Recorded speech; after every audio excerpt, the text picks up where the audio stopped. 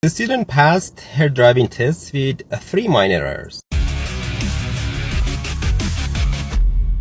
In 2 occasions, slowing down unnecessarily when changing lanes. In most cases, when we change lane, we don't need to slow down. So let's say you want to change lane to the right, check in this mirror, check in the right mirror, right indicator on, show light to right, and with the same speed, we gradually move over to the other lane and change lanes.